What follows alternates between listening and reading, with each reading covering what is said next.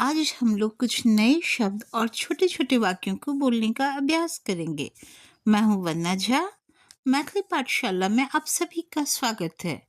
आइए हम सब किछ नव शब्द आ छोट-छोट वाक्य सब के बजबाक अभ्यास करबे। हम छी वंदना झा, मैथिली पाठशाला में अहाँ सब गोटेक स्वागत अछि। अब हम शुरू करते हैं। अब हम शुरू करैत छी।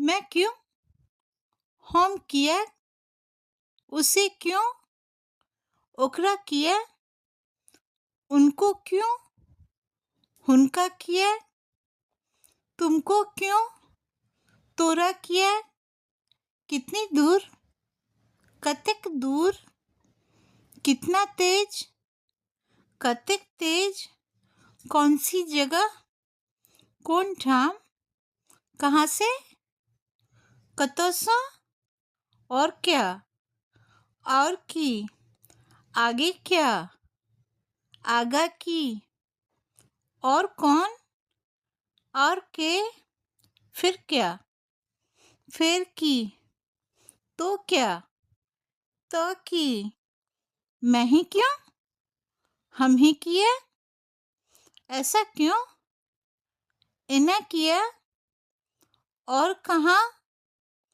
और कतो, अब क्या, आपकी, कितने, कतेक, कितना, कतेक, कब से, कहिया सँ, या कखन सँ।